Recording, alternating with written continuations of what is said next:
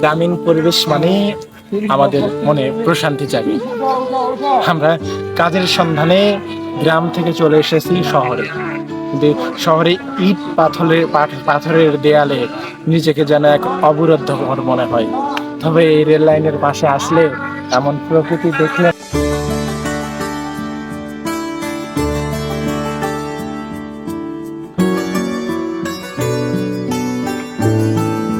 বাপকে বেটা সেপাইকে ঘোরা বাপ বেটা চলে আসছো।